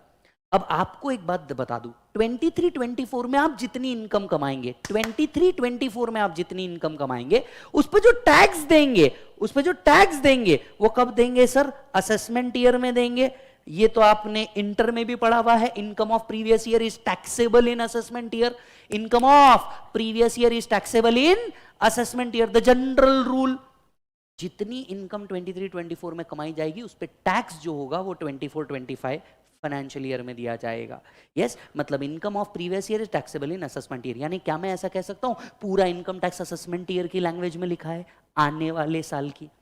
भैया यहां तो आप इनकम कमाएंगे, जो नया लॉ आया है वो इस फाइनेंशियल ईयर के लिए एप्लीकेबल है। इसका एप्लीकेबिलिटी के बेसिस पे आप 24-25 में टैक्स देंगे। मतलब जितने भी बच्चे फाइनेंस एक्ट 23 दे रहे हैं, जब मई 24 में एग्जाम देंगे या नवंबर 24 में एग्जाम देंगे, उनको 23 का बजट एप्लीकेबल होगा, पिछले साल का। The act is set to be in assessment year. पूरा इनकम टैक्स असेसमेंट ईयर की लैंग्वेज में लिखा है, आने वाले साल की। तो 23 का बजट 24 के अंदर में एप्लीकेबल होगा, चाहे आप मई 24 दे रहे हो, नवंबर 24 दे रहे हो। अब सोच समझ के बताइएगा, जो दो बजट आएंगे इंटरिम एंड फाइनल 24 में, वो कब एप्लीकेबल होंगे? नीचे कमेंट के अंदर में आपका जवाब चाहिए। वो एप्लीकेबल होंगे, हाँ हाँ बताइएगा कमेंट के अंदर। तो आप लोगों के लिए जो मई 24 या नवंबर 24, जून 24 या दिसंबर 24 दे रहे होंगे, उनके लिए आपके लिए फाइनेंस एक्ट 23 एप्लीकेबल है। जो बजट आएगा 1 फरवरी 2024 को या जुलाई 2024 को, वो आपके काम का नहीं है। ये मैंने आपको समझा दिया, ठीक है मालिक। तो पूरा इनकम टैक्स असेसमेंट ईयर की लैंग्वेज में लिखा है, आने वाले साल की लैंग्वेज में लिखा है। तो 23 का बजट 24 के अंदर में एप्लीकेबल होगा। ओके सर, इसी बात को यहाँ पे नोट्स में भी लिखा गया है। देखिए, एनुअल अमेंडमेंट्स, टीटी के amendment first day of next year से अप्लाई होते हैं unless otherwise specified. First day of next year से अप्लाई होते हैं unless otherwise specified. Indirect tax के अमेंडमेंट मिडनाइट से ही अप्लाई हो जाते हैं अनलेस अदरवाइज स्पेसिफाइड। क्लियर है मालिक? अच्छा जी सर, बहुत बढ़िया। क्या बात कर रहे थे, फिर से आते हैं। हमने समझा हमारा प्रीवियस ईयर क्या है 23-24, हमारा असेसमेंट ईयर क्या है 24-25। अब लॉजिक समझ में आया आपको? इंटरलिंकिंग से पढ़ो, बहुत मजा आएगा। अब इस चीज का लॉजिक क्लियर है आपको? तो मई 24 नवंबर 24 के लिए एप्लीकेबल है। अच्छा जी, बजट कौन से एक्ट से प्रिपेयर होता है? Fiscal responsibility and budget management act से प्रिपेयर होता है। दो तरीके के बजट रहते हैं। तो 2024 में बजट आएगा वो आपके काम का नहीं है, 23 वाला आपके काम का है, जो आ चुका है, इंप्लीमेंट हो चुका है, सब हो चुका है। अच्छा जी सर, यहां पे हमने देखा था आर्टिकल 246 ने हमें कहा था टैक्सेस जो होंगे इनकम के ऊपर आप लगा सकते हैं। टैक्सेस जो होंगे वो आपके इनकम के ऊपर लग सकते हैं। क्या अमेंडमेंट से ही सारे बजट आते हैं? The answer is no. Income tax में आपको स्कोप ऑफ इनकम टैक्स पढ़ना बहुत जरूरी है कि जब आप इनकम टैक्स के पेपर के लिए प्रिपेयर कर रहे हैं तो आपको क्या क्या पढ़ना जरूरी है। ध्यान से समझिए, नेक्स्ट हेडिंग दीजिएगा रजिस्टर में, the scope of income tax. Scope of income tax यानी जब जब आप इनकम टैक्स पढ़ें आपको क्या क्या पढ़ना है? सर, सबसे पहले आपको पढ़ना है इनकम टैक्स एक्ट। तो सबसे पहली चीज जो आपको पढ़नी है सर, वो पढ़नी है आपको इनकम टैक्स एक्ट। इसमें कहीं कोई दिक्कत नहीं है, पहली चीज ये पढ़नी है। दूसरी चीज पढ़नी है आपको इनकम टैक्स रूल्स। दूसरी चीज जो आपको पढ़नी है सर, वो पढ़ना है इनकम टैक्स रूल्स। क्यों? एक्ट और रूल्स में फर्क क्या है ये भी समझ लेते हैं। मैं अज्यूम कर रहा हूं सर तुम पहली बार पढ़ रहे हो, मैं तो अज्यूम करके चल रहा हूं तुम पहली बार पढ़ रहे हो। चलो, एक्ट और रूल्स में फर्क क्या है? क्योंकि आपने अपने आर्टिकलशिप में देखा होगा सर, एक्ट भी रखा है, रूल्स भी रखे हैं। दोनों में फर्क क्या है? Act contain provision of law, whereas rules contain implementation of law. Act कहता है रिटर्न भरना है, सेक्शन 139 कहता है रिटर्न भरना है। रूल्स कहते हैं रिटर्न कब तक भरना है, किसको भरना है, कौन से फॉर्म में भरना है, what are the due dates, who all are responsible, what are the modes of filing an ITR, कौन से कैटेगरी ऑफ पर्सन के लिए कौन सा आईटीआर भरा जाएगा। ये सारी बातें फिर कहां लिखी है? रूल्स के अंदर में लिखी है। तो सिर्फ एक्ट पढ़ने से काम नहीं होने वाला, साथ साथ में क्या पढ़ना पड़ेगा? रूल्स भी पढ़ने पड़ेंगे। दूसरा, एक्ट रूल्स, इसके साथ साथ क्या पढ़ना पड़ेगा सर? नोटिफिकेशन। इसके साथ साथ क्या पढ़ना पड़ेगा सर? नोटिफिकेशन पढ़ना पड़ेगा। अब ये नोटिफिकेशन क्या होता है sir? Communication of any change. किसी भी तरीके का अगर कोई चेंज आ रहा है तो इसे नोटिफाई किया जाता है। Yes, so any change which is to be made in act or law or maybe in process, this is communicated through notification. This notification is also placed on income tax website. तो जब आप income tax का website देखेंगे incometaxindia.gov.in, वहां पे आपको तुरंत notifications भी दिख जाएंगे। याद रखिए, ये notifications issue कौन करता है? Notifications is issued by CBDT। हम आगे चल के एक सेक्शन पढ़ेंगे, सेक्शन 119। सेक्शन 119 के तहत क्या किया जाता है? नोटिफिकेशंस इशू किए जाते हैं। याद रखिए, all notification 6 months before exam are applicable. All notification 6 months before exam are applicable. अब इस पॉइंट को ध्यान से समझिए, अगर आपका मई 24 अटेम्प्ट है तो नवंबर 23 तक के जितने अमेंडमेंट है, जितने नोटिफिकेशन है, वो सारे नोटिफिकेशन आपके सिलेबस के लिए काम के हैं। तो अगर आप मई 24 दे रहे हैं, नवंबर 23 तक के जितने नोटिफिकेशन है ये सब आपके सिलेबस में है। अगर आप नवंबर 24 दे रहे हैं तो जितने नोटिफिकेशन टिल मई 24 है वो आपके काम के हैं। इसीलिए मैंने कहा कि ये फास्ट ट्रैक वो बच्चा जो नवंबर 24 में एग्जाम दे रहा है वो भी देख सकता है, बिंदास देखो। सिर्फ आपको एक लेक्चर देखना पड़ेगा जिसमें अगर कुछ नोटिफिकेशन या सर्कुलर आए तो वो आपको क्या किया जाए? बता दिया जाए। तो what is notification? Notification is communication of any change.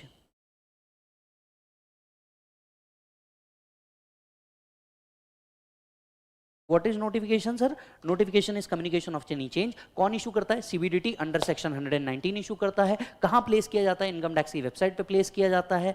All notification 6 month before exam are applicable. तो जो बच्चे May 24 दे रहे हैं टिल नवंबर 23 तक के सारे नोटिफिकेशन आपके काम के हैं। नवंबर 24 दे रहे हो तो May 24 तक के जितने नोटिफिकेशन आए होंगे वो आपके काम के हैं। अच्छा सर, यानी एक्ट में सिर्फ एक्ट को नहीं पढ़ना है, एक्ट भी पढ़ना है, रूल्स भी पढ़ना है, नोटिफिकेशन भी पढ़ने हैं। नेक्स्ट चीज सर, सर्कुलर भी पढ़ना है। अब ये सर्कुलर क्या होता है सर? सर सर्कुलर ये इंटरनल क्लैरिफिकेशन के लिए होता है। देखिए कई बार एक्ट है, इंटरप्रिटेशन बहुत सारे हो सकते हैं। एक्ट है, लॉ है, इंटरप्रिटेशन बहुत सारे हो सकते हैं। अब देखिए एज अ टैक्स पेयर आप अलग अलग interpretation low, make sense. But अगर इनकम टैक्स डिपार्टमेंट में अलग अलग ऑफिसर इंटरप्रिटेशन बदल दे तो does not make any sense. Yes और नो? इनकम टैक्स डिपार्टमेंट के ऑफिसर के इंटरप्रिटेशन अलग अलग नहीं हो सकते। इमेजिन बराबर है। ये एक पानी का ग्लास है, एकदम इजी और आसान शब्दों में समझाता हूं। ये एक पानी का ग्लास है, ठीक है, सबके सामने रखा है। अब कुछ लोग इसे क्या कहेंगे, ध्यान से सुनिएगा, ग्लास फुल भरा हुआ है। कुछ कहेंगे नहीं फुल नहीं भरा हुआ है, कुछ खाली पड़ा हुआ है। कुछ लोग क्या कहेंगे, कुछ भरा है कुछ खाली है। कुछ क्या कहेंगे, इसमें पानी है, ये किसने बोला? मतलब सेम चीज को देख करके अलग अलग इंटरप्रिटेशन पॉसिबल है। बात समझिएगा, सेम चीज को देख करके अलग अलग इंटरप्रिटेशन पॉसिबल है। तो ऐसा पॉसिबल नहीं है क्या a CIT who is sitting in Delhi, a CIT who is sitting in Mumbai, a CIT who is sitting in Chennai can have a different opinion on the same thing? Possible है ना? Can have a different opinion on the same thing, possible है। तो ऐसे case में in department क्या करता है, एक सर्कुलर निकालता है जो इंटरनल क्लैरिफिकेशन के लिए होता है। डिपार्टमेंट सर्कुलर निकालता है जो इंटरनल क्लैरिफिकेशन के लिए होता है। Point number 1। पॉइंट नंबर 2, इसे भी सीबीडीटी इशू करता है। पर सबसे जरूरी बात जो सुप्रीम कोर्ट में हेल्ड की गई है, it is mandatory for income tax department, not mandatory for assessee. Assessee चाहे तो सर्कुलर उसके लिए बेनिफिशियल है तो यूज करेगा, नहीं तो नहीं करेगा। It is mandatory for department, not mandatory for assessee. ये एमसीक्यू में आ सकता है, ध्यान से सुनिएगा। तो अगर मैं सर्कुलर की बात करूं, circular is clarification, circular is clarification. This is again issued by CBDT. All circulars 6 months before exam are applicable.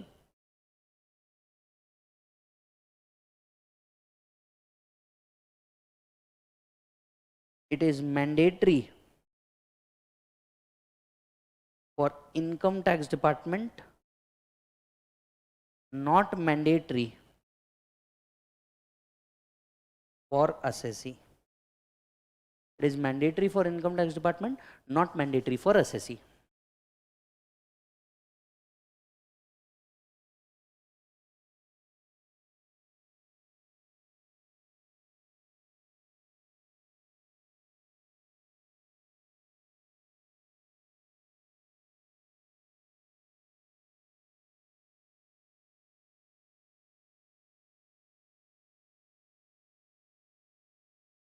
Yes मालिक, चलो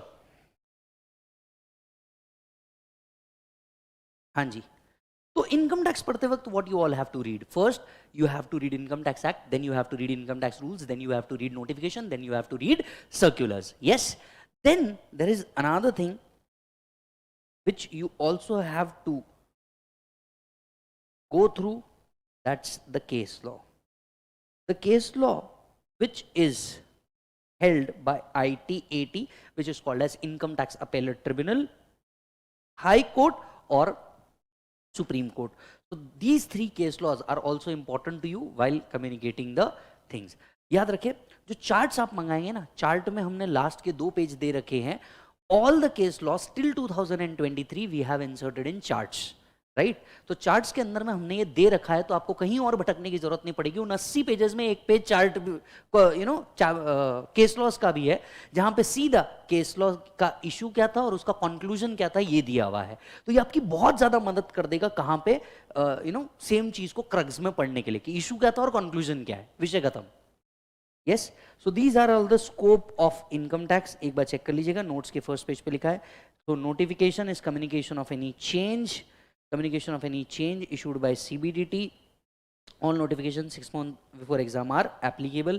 Circulars के case में issued by CBDT, these are binding on department, not binding on SSC, because they can have a different opinion. Department cannot have a different opinion on the same law. फिर judicial updates कहाँ के, आईटैट, high court, supreme court, ये 3 judicial updates हमें देखने पड़ेंगे. अच्छा जी sir, हाँ, उम्मीद कर रहा हूं सर आपको मजा आ गया होगा, और अगर मजा आ रहा है तो इस वीडियो पे आपको जल्दी से 500 लाइक्स तक के पहुंचाना है और अपने दोस्तों के साथ इसे शेयर करना है. ऐसा मुझे मेरी मार्केटिंग टीम ने बोला, मेरे को नहीं पता, मेरे को बोलना है, मतलब बोलना है बस, ठीक है. तो सर ताकि हमें भी इस मेहनत का थोड़ा सा फल मिल सके, अब बढ़ते हैं आगे. चलो इंटरलिंकिंग करते हैं, यहां तक एक बार क्विक रिवीजन करते हैं, ठीक है. एक्ट कैसे बनता है, bill, both house of parliament, president assent, act. Constitutional validity, income tax आया कहां से, आर्टिकल 265 ने पावर दिया, भैया no taxes can be levied और collected except by authority of law. तो लॉ मतलब कोई एक्ट होना चाहिए, अथॉरिटी मतलब कौन पास करेगा किसी भी लॉ को, या तो पार्लियामेंट या तो प्रेसिडेंट. तो भैया ये पार्लियामेंट के थ्रू पास हुआ है. अच्छा जी, फिर बात निकली टैक्सेस की, तो हमें पता चला 2 तरीके के टैक्सेस थे, है और रहेंगे भी. टैक्सेस में 3 चीजें हम लोग जब भी टैक्स डिस्कस करते हैं, हम लोग 3 चीजें डिस्कस करते हैं, टैक्स, सरचार्ज एंड सेस. फिर हमने बात करी टैक्स कलेक्शन का जो पावर है ये यूनियन के पास है, लेकिन एग्रीकल्चर इनकम पे टैक्स कलेक्ट करने का पावर स्टेट के पास है. फिर हमें पता चला हमारा प्रीवियस ईयर जो हमारे अटेम्प्ट के लिए है, और ये कहां से आया, बजट के लॉजिक से आता है. बजट क्या करता है सर, 2 तरीके का बजट है, 2024 में भी बजट आएगा, वो आपके काम का नहीं, भले ही आपका अटेम्प्ट 2024 में है. यस, उसका लॉजिक क्या था, डीटी के जो अमेंडमेंट होते हैं वो first day of next year से एप्लीकेबल होते हैं, क्योंकि हमें जो टैक्स पे करना होता है वो असेसमेंट ईयर में पे करना होता है, जबकि आईडीटी के अमेंडमेंट उसी रात से एप्लीकेबल होते हैं. यस, तो ये एक और चीज है. इनकम टैक्स पढ़ते वक्त हमें कई चीजों का ध्यान रखना है, act, rules, notification, circular and case law, इन सब चीजों को मिलाओगे तो आप इनकम टैक्स पढ़ पाओगे. चलिए मालिक, यहां तक के कंप्लीटेड है, good to go ahead. Yes, अच्छा जी, आप में को अगर कहीं कोई डाउट होगा ना तो इस वीडियो के नीचे भी लिख दीजिएगा. मैं श्योर तो नहीं कहता, पर कुछ कुछ के मैं शायद रिप्लाई कर पाऊँ. मैं क्योंकि श्योर नहीं कहता, क्योंकि अदर लेक्चर्स भी है, रिकॉर्डिंग भी है, नहीं पॉसिबल हो पाता है. तो मैं कुछ के जरूर करने का ट्राई करूंगा. नहीं तो जो अपन टेलीग्राम ग्रुप अपना बना रहे हैं, राइट, जो अपन क्या बना रहे हैं, टेलीग्राम ग्रुप अपना बना रहे हैं, उसमें मैं ट्राई करूंगा कहीं ना कहीं ये सॉल्व हो जाए, कहीं ना कहीं ये इजीली अवेलेबल हो जाए, ताकि एक दूसरे की क्वेरीज आप सॉल्व कर पाए. यस सर, अच्छा जी, चेक करिए, मैं चलता हूं नेक्स्ट कंसेप्ट के ऊपर. सेक्शन 1 तो हमने देख लिया, the act is applicable to whole of India. अब हम चलते हैं कहां, सेक्शन 4. मैं चाहता हूं ये भी आप मेरे साथ लिखें.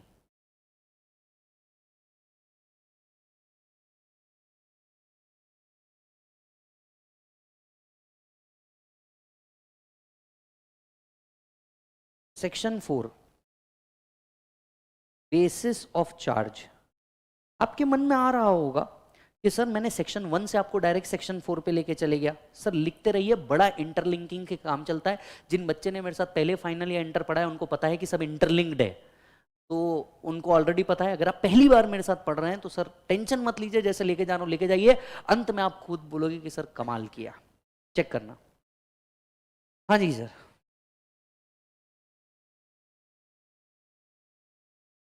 Basis of charge. Income tax is payable at the rate specified by Annual Finance Act in respect of total income of any person in previous year.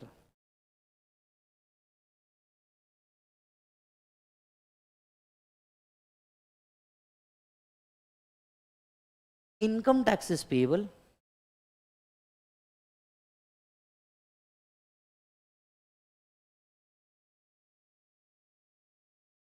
in assessment year at the rate specified by the Annual Finance Act in respect of total income of any person in previous year.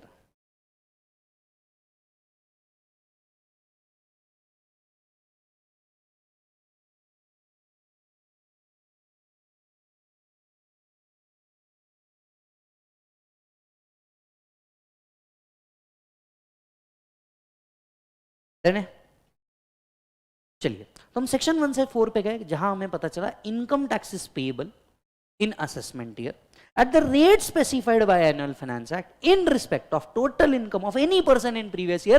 एक एक चीज को तोड़ तोड़ के पढ़ेंगे। अब ऐसे शब्द जो हमें पता ही नहीं है, लेट्स अज्यूम हमें ये पता ही नहीं है, कौन कौन से सर? पहला रेट ऑफ इनकम टैक्स, ठीक है सर। दूसरा sir previous year and assessment year, ये तो हमें पता ही नहीं है सर। लेट अस अज्यूम हमें पता ही नहीं है सर। सर टोटल इनकम नाम का भी कोई कॉन्सेप्ट होता है, तो टोटल इनकम भी हमें पता नहीं है, let us assume, right, of any person, तो एनी पर्सन भी आपको पता नहीं है। तो डेफिनेशन से और कई वर्ड निकल करके बाहर आए। पहला, इनकम टैक्स इज पेएबल, कब पे करना है? असेसमेंट ईयर में। किस रेट पे? जो फाइनेंस एक्ट ने दिया है, एनुअल फाइनेंस एक्ट ने दिया है, उस रेट पे करना है, ठीक है, in respect of total income of any person in previous year. अगर मैं इसे हिंदी में साम शब्दों में आम आदमी की भाषा में समझाना चाहूं, हमें इनकम टैक्स पे करना है असेसमेंट ईयर में उस रेट पे जो फाइनेंस एक्ट में दिए हुए हैं, किसी भी व्यक्ति की टोटल इनकम पे जो उसने प्रीवियस ईयर में कमाई है। मतलब जो प्रीवियस ईयर में किसी भी व्यक्ति ने टोटल इनकम कमाई है, उस पे हमें टैक्स देना है असेसमेंट ईयर में उस रेट पे जो एनुअल फाइनेंस एक्ट के अंदर में दी हुई है, ठीक है। एक एक वर्ड को तोड़ेंगे। सबसे पहले समझते हैं ये पर्सन कौन है, मतलब who all are the person covered under the income tax act. चलिए, पर्सन का डेफिनेशन आपको याद होगा, वही अपना इंटर वाला डेफिनेशन है। पर्सन के अंदर में 7 लोग थे, individual, HUF, firm, company, AOP, BOI, local authority, AJP। Come on everyone, 7 लोग। और मैं उम्मीद कर रहा हूं इन सबके डिटेल आपको कहां दिए गए होंगे, इंटर के अंदर में दिए होंगे, तो मैं इसके बहुत ज्यादा डिटेल में अभी नहीं जा रहा। तो 7 तरीके के person, individual means a natural person, HUF Hindu undivided family, firm includes LLP, जहां जहां पे भी फर्म आएगा LLP भी आएगा। लेकिन इनकम टैक्स में 2 ऐसे सेक्शन है जहां पे फर्म में LLP नहीं आता। प्लीज मेरी इस बात को बड़े ध्यान से सुनिए। Individual, HUF, firm includes LLP। पूरे इनकम टैक्स में जहां जहां पे भी फर्म लिखा हुआ है, all such places also mean and include LLP. But my friend, there are 2 sections where firm do not include LLP. These 2 sections are 44AD and 44ADA. PGBP पढ़ते वक्त 2 सेक्शन आते हैं, 44AD, 44ADA, जहां पे firm में LLP नहीं आता, बराबर है। तो वहां पे फर्म का मीनिंग सिर्फ फर्म है, LLP नहीं है। तो individual, HUF, firm, LLP, firm includes LLP except for 2 section. Company में यहां पे दोनों तरह की कंपनी है, domestic company as well as foreign company. Company, local authority, AOP, BOI and AJP। तो इधर आइए, पर्सन का मीनिंग हम लोग देखते हैं, नोट्स में बहुत प्यार से लिखा हुआ है।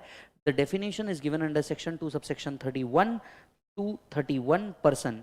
Yes, person includes individual, HUF, company, firm includes LLP, except for section 44AD, 44ADA, AOP, BOI, local authority and AJP. Yes or no? AOP, BOI, local authority and AJP. अच्छा सर लेकिन अगर आप ध्यान से सुनेंगे, हम इनकम टैक्स में offices में भी वर्ड यूज पर्सन नहीं करते। हम ऑफिसेज में जो वर्ड यूज करते हैं वो असेसी करते रहते हैं। क्या करते रहते हैं? असेसी। चैप्टर नंबर 1 में ये बहुत इंपॉर्टेंट डेफिनेशन है असेसी की। पर्सन तो आपने देख लिया सर, असेसी क्या है ये समझना आपके लिए बहुत जरूरी है। तो मैं चाहता हूं आप नेक्स्ट चीज लिखे असेसी, पर ये रजिस्टर में लिखें। पर्सन वर्ड कहां कवर था सर? पर्सन वर्ड कवर था सेक्शन 2 सबसेक्शन 31, सेक्शन 2 सबसेक्शन 31।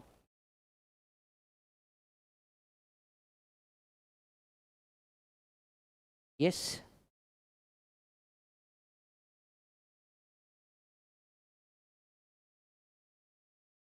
चलिए अब असेसी मतलब क्या होता है, काम की डेफिनेशन। अगर आप ध्यान से देखेंगे चैप्टर नंबर 1 में अगर थियोरी में आपको कुछ पूछा जा सकता है तो वो यही है। सेक्शन 2 सबसेक्शन 7 आपको असेसी का डेफिनेशन डिफाइन करता है। अब असेसी मतलब कौन? Assessee means every person who is liable to pay tax और any other sum under the act. तो यहां पे जो सिर्फ टैक्स लिखा है, यहां पे टैक्स के साथ साथ अगर आप बेयर एक्ट पढ़ेंगे तो वहां पे लिखा है टैक्स और any other sum under the act. Yes, तो आप टैक्स या कोई भी सम जैसे इंटरेस्ट हो गया, पेनल्टी हो गया, पे करने के लिए लायबल है, तो आप कौन बन गए? Assessee. or in respect of other person if he is accessible, और in respect of other person if he is accessible. जिसका मीनिंग होता है, देखिए आपने एक चैप्टर पढ़ा होगा इंटर के अंदर में, वो चैप्टर था क्लबिंग, जहां पे एओ क्या कर सकता था, अगर आपने किसी तरीके से ट्रांजैक्शन को घुमाने की कोशिश की है, इनकम डाइवर्ट करने की कोशिश की है, तो that income will have been clubbed in your income और would have been clubbed in your income. So in respect of the other income, if you are liable to pay tax, still you will be considered as assessee. अब हम ये assessee word discuss क्यों कर रहे हैं, बड़े interesting चीज है समझने के लिए। इनकम टैक्स में कई जगह पे पर्सन लिखा है, जबकि कई जगह पे assessee वर्ड लिखा है। यस, तो इसीलिए दो वर्ड के क्लासिफिकेशन और मीनिंग जो है ये अलग अलग दिए हैं और दो अलग अलग नाम आए। तो इनकम टैक्स में सेक्शन टू सेक्शन ये बदल जाता है, कई जगह पे पर्सन दिया है, कई जगह पे assessee दिया है। तो you need to understand both the language, but whenever the tax is there, there has to be assessee. So assessee का डेफिनेशन मेरे साथ लिखिए, any person liable to pay tax और any other sum under the act. तो any person who is liable to pay any other sum under the act और tax will be liable, बोलो बेटा, will be treated as assessee। और in respect of other person's income or loss, he is assessable। तो अगर ये किसी और के लिए, यहां पे सीधा सीधा इसका मतलब होता है क्लबिंग, तो भी आप क्या माने जाओगे, assessee माने जाओगे। दूसरा, deemed to be assessee,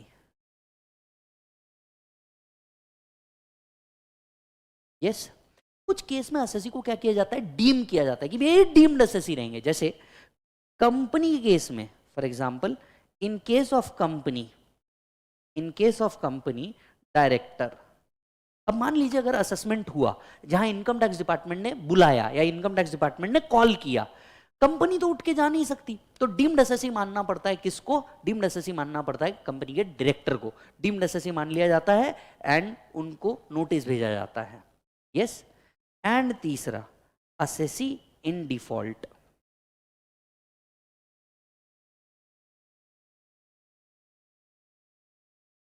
assessee in default.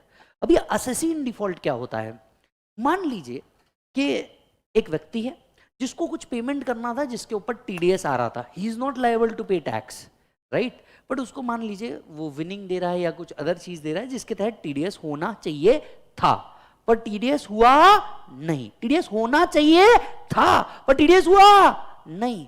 अब इसके लिए पेनल्टी लगेगी, इसके लिए इंटरेस्ट लगेगा, पर वो assessee बोल सकता था भैया I am not liable to pay tax, तो आप मेरे को assessee कैसे बना रहे हो। डीम्ड assessee का कॉन्सेप्ट उसके ऊपर एप्लीकेबल ही नहीं है, इसलिए तीसरा कॉन्सेप्ट लेकर के आए assessee इन डिफॉल्ट। क्या बेटा लेके आए, assessee in default. For example if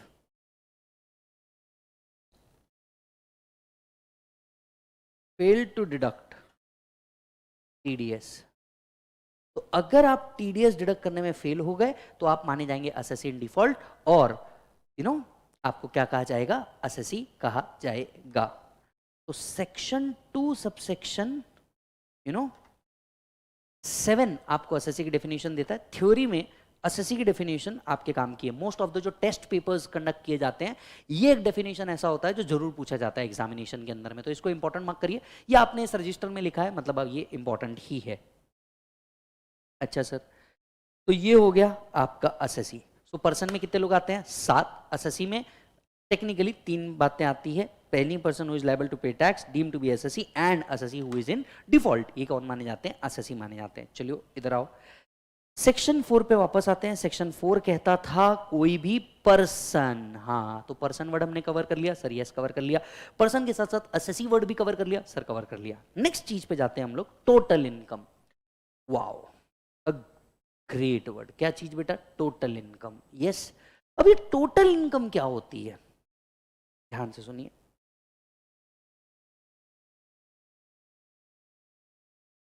ये जो इनकम है ये डिफाइंड है सेक्शन 2 सबसेक्शन 24 के अंदर में, हम लोग सब जानते हैं।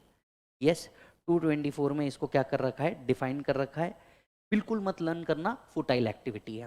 देखिए डीटी पढ़ते वक्त कुछ बातें मैं आपको बता दूं, हो सकता है आपको भारत के कुछ टीचर कहें कि भैया सेक्शन लर्न करना जरूरी है, बिल्कुल मत करना, फुटाइल एक्टिविटी है।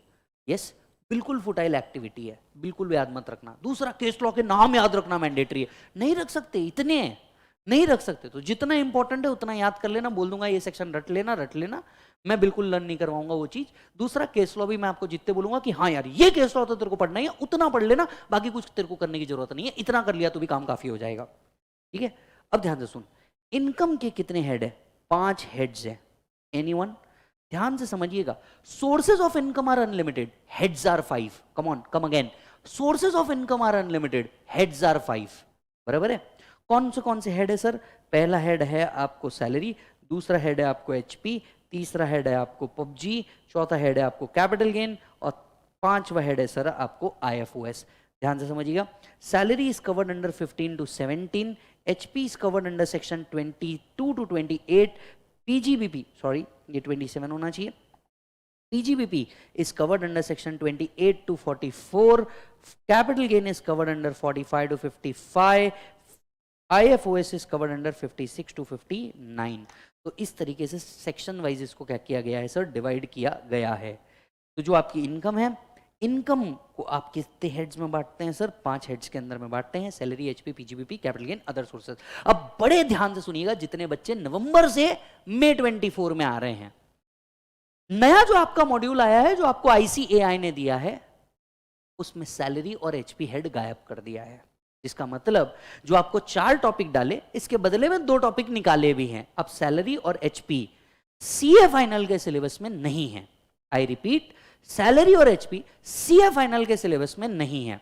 पर यह कहना थोड़ी सी नासमझी भी हो सकती है, उसका रीजन मैं आपको समझाता हूं। देखिए जो टोटल इनकम के क्वेश्चन है उसमें एचपी के एडजस्टमेंट जरूर आते हैं। आपको टॉपिक नहीं है ये अज्यूम करते हुए कि यार सैलरी और एचपी तो फाइनल वालों को आता ही होगा, राइट? तो टोटल इनकम कॉन्सेप्ट्स के हिसाब से अगर देखा जाए तो सैलरी और एचपी काम का है, बट सैलरी और एचपी हटा दिया गया है। जिसका मतलब ये भी हो सकता है कि अब जितने क्वेश्चन आपको फाइनल लेवल पे दिए जाएं उसमें सैलरी वाले एडजस्टमेंट्स या एचपी वाले एडजस्टमेंट्स हटा के ही आपको या तो टोटल इनकम के क्वेश्चन दिया जाए, एक इंटरप्रिटेशन। या दूसरा इंटरप्रिटेशन ये भी करेक्ट है कि यार सैलरी और एचपी के जो एडजस्टमेंट्स है वो तो बच्चे से एक्सपेक्टेड ही है, उतना तो फाइनल वाला बच्चा कर ही लेगा, तो वो आपको दिया गया है। तो आपको सैलरी और एचपी नहीं है, बाकी पीजीबीपी, कैपिटल गेन, आईएफओएस आपके सिलेबस में दिया गया है। अच्छा सर आपको 2 बातें और समझनी पड़ेगी। एक कंसेप्ट होता है आपका ग्रॉस टोटल इनकम, एक कंसेप्ट आपका होता है ग्रॉस टोटल इनकम, दूसरा कंसेप्ट आपका होता है टोटल इनकम। टोटल इनकम को हम एक और शब्द से जानते हैं, taxable income. Yes, total income को हम एक और शब्द से जानते हैं, टैक्सेबल इनकम। अब दोनों के बीच में डिफरेंस क्या है, ये मैं आज ही आपको सिखा रहा हूं, क्योंकि आगे चल के जब मैं एक्सप्लेनेशन दूंगा तो आपको कुछ बातें क्लियर होनी चाहिए। ग्रॉस टोटल इनकम का मतलब होता है आपकी 5 हेड्स से आने वाली इनकम, यानी आपकी 5 हेड्स की इनकम को मिलाइए, इसमें ऐड कीजिए आपके क्लबिंग प्रोविजन को, लेस कीजिए आपके losses that is set of को, राइट? तो आपको मिल जाएगा आपकी gross total income. So what is gross total income? Income before claiming chapter 6A deduction. Income before claiming chapter 6 deduction, उसको हम कहते हैं ग्रॉस टोटल इनकम। मतलब आपकी 5 हेड की इनकम प्लस अदर इनकम जो आपके हाथ में क्लब होने वाली वो ऐड किए जाएंगे। जो लॉसेस है, राइट, सेट ऑफ जो होंगे, लॉसेस को सर आप सेट ऑफ कर दीजिए और जो आपकी इनकम बनेगी उसको हम कहेंगे ग्रॉस टोटल इनकम। अब बनता है टोटल इनकम। टोटल इनकम कैसे निकालेंगे सर? बड़ा सिंपल है, ग्रॉस टोटल इनकम को पकड़ेंगे, ग्रॉस टोटल इनकम में से माइनस कर देंगे deduction in chapter 6A। Chapter 6A के डिडक्शन को क्या कर दिया जाएगा सर? माइनस कर दिया जाएगा। जो बच जाएगी वो बच जाएगी टोटल इनकम। याद रखें, वी पे टैक्स ऑन टोटल इनकम। जो हम टैक्स पे करते हैं सर वो टोटल इनकम पे करते हैं। सो वी पे टैक्स ऑन टोटल इनकम। तो 5 हेड की इनकम मिलाइए, क्लबिंग सेट ऑफ कर दीजिए, बनेगा आपका gross total income. Gross total income में से जब आप डिडक्शन माइनस करेंगे सर, ये बन जाएगा आपका टोटल इनकम। क्या बन जाएगा मालिक? Total income. यस,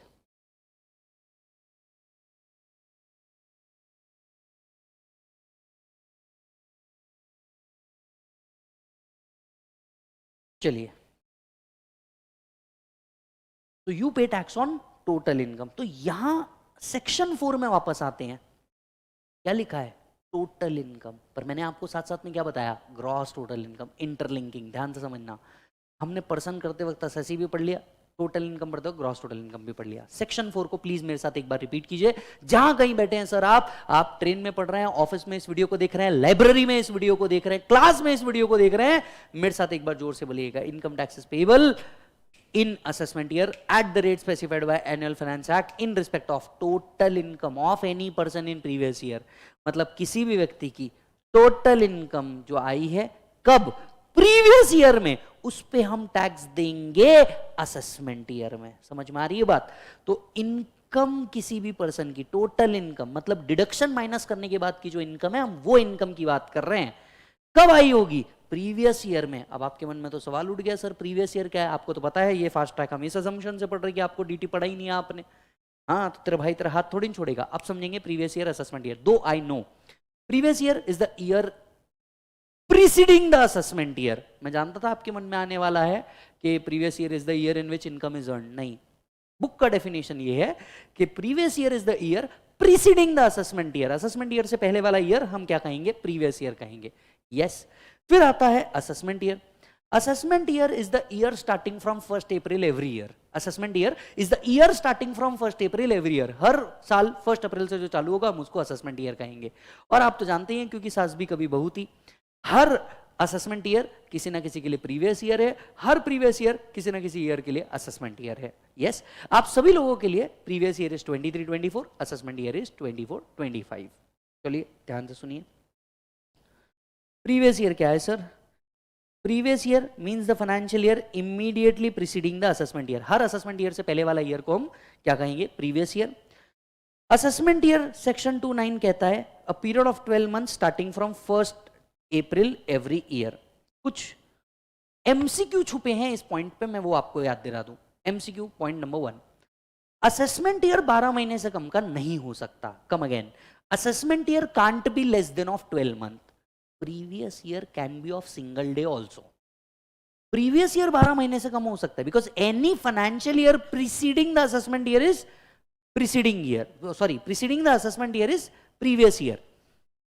तो प्रीवियस ईयर जो है ये आपका 12 महीने से कम का हो सकता है, असेसमेंट ईयर 12 महीने से कम का नहीं हो सकता। यस, तो यहां पे स्पेस खाली है, यहां लिख दीजिए previous year can be of less than 12 months. Previous year can be of less than 12 months. Assessment year can't be of less than 12 months. Yes, point number 1. दूसरा, मान लीजिए अगर बिजनेस अगस्त 23 में चालू हुआ तो आपका प्रीवियस ईयर क्या होगा? जब से बिजनेस स्टार्ट हुआ से लेकर के मार्च। तो in case of business commencement the previous year starts from the date of commencement. अगर बिजनेस चालू होता है तो आपका प्रीवियस ईयर भी उसी दिन से क्या हो जाता है? चालू हो जाता है, because previous year can be of less than 12 months, but assessment year has to be of 12 months only. Okay sir, sir मजा आ रहा है नहीं आ रहा है जरूर बताइएगा। कंटेंट जो है ये बहुत स्पेसिफिक और एग्जाम ओरिएंटेड रखा गया है। तो प्रीवियस ईयर में आप क्या करेंगे सर? इनकम अर्न करेंगे। प्रीवियस ईयर मतलब 23-24 में आप इनकम अर्न करेंगे, और जितनी इनकम पांचों हेड से आफ्टर डिडक्शन आपने अर्न करी हुई है 23-24 में, इस पे आप टैक्स देंगे। कहां देंगे, कब देंगे? असेसमेंट ईयर में देंगे, आने वाले साल में, क्योंकि पूरा इनकम टैक्स आने वाले साल की लैंग्वेज में लिखा हुआ है। यस और नो? सो इस पे आप टैक्स देंगे कब बेटा? असेसमेंट ईयर में। और अब आपको एक जनरल रूल पढ़ना बहुत जरूरी हो चुका है। The general rule is income of previous year is taxable in assessment year. Income of previous year is taxable in assessment year. लेकिन इसके 5 एक्सेप्शन है, ध्यान से सुनिएगा। तो general exception to the general rule, income of previous year is taxable in assessment year. इसके 5 exception है। Exception का मतलब, in 5 these cases the tax has to be paid in the previous year itself. So for these 5 cases your previous year is equal to your assessment year and you need to pay the taxes in previous year itself. What are all those cases? First, section 172 के हिसाब से non resident shipping business, एक non resident shipping business जो है India में operate कर रहा है, he has to pay the tax in the previous year itself before leaving the port. तो non resident leaving India, non resident shipping business. Second, person leaving India permanently. अगर कोई व्यक्ति परमानेंटली इंडिया से बाहर जा रहा है वर्क वीजा या अदर वीजा लेकर के, तो he has to clear the tax here, take a income tax clearance certificate and then वो बाहर जा सकता है। Third, AOP BOI which is formed for short duration. कोई भी एओपी बीओआई जो एक शॉर्ट ड्यूरेशन के लिए बनी है। अभी शॉर्ट ड्यूरेशन क्या होता है जरा समझिएगा।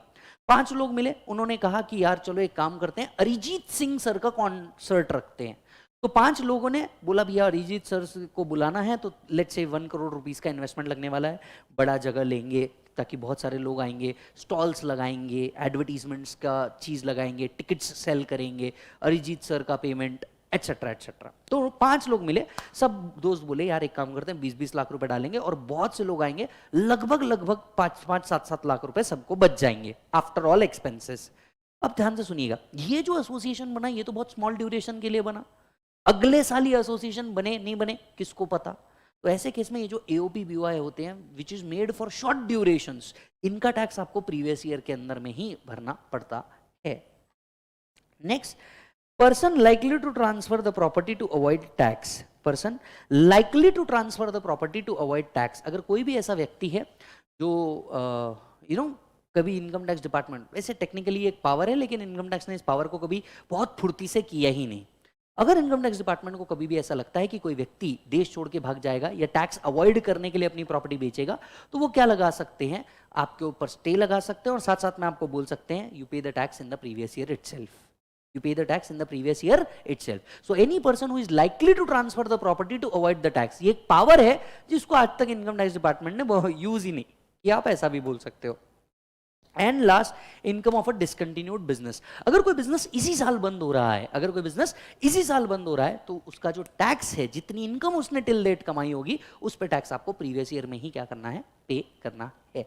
तो general rule, income of previous year is taxable in assessment year. General rule, income of previous year is taxable in assessment year. लेकिन इसके कितने एक्सेप्शन है, 5।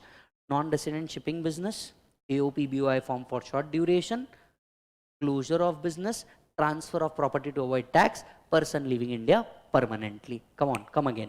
General rule, income of previous year is taxable in assessment year. यानी 23-24 में जो कमाएंगे इस पे टैक्स 24-25 में देंगे रिटर्न भरते वक्त। लेकिन 5 लोगों को प्रीवियस ईयर में ही टैक्स दे देना है। Non resident shipping business, AOP BOI form for short duration, हाँ, person likely to avoid the property, person likely to transfer the property to avoid the tax, person living India permanently, and AOP BOI form for short duration or person of a discontinued business. Yes or no? हाँ, चलिए इधर आइए, इधर देखेंगे। अब word देखिए sir, section 4 को देखिए, हमने तोड़ ताड़ कर दी सर सेक्शन नंबर 4 की। It is payable in the assessment year, income tax is payable in the assessment year at the rate specified in finance act in respect of total income of any person in previous year.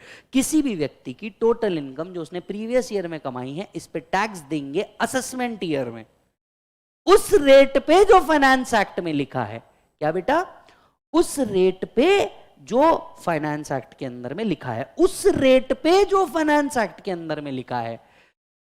अब यहां से आपका चालू होता है sir tax calculation. Yes, यहां से आपका टैक्स कैलकुलेशन चालू होता है। और मैं आप सभी को बता दूं, वीडियो पे अगर मेरे को लाइक नहीं दिखे तो मैं नेक्स्ट पार्ट अपलोड ही नहीं करवाऊंगा टीम से। ये आपकी जिम्मेदारी है, वीडियो के ऊपर लाइक दिखने चाहिए। यस और नो, राइट, ये आपकी जिम्मेदारी है, इसके ऊपर लाइक दिखने चाहिए, तभी जाकर के आपको नेक्स्ट पार्ट अपलोड करने मिलेगा। टारगेट चल रहा है हमारा 500 लाइक्स का। चलिए सुनिए, इनकम टैक्सेस पेएबल कब है सर, असेसमेंट ईयर में, at the rate specified by finance act. अब मैं रेट की बात कर लेता हूं, जरा ध्यान से समझना सर। रेट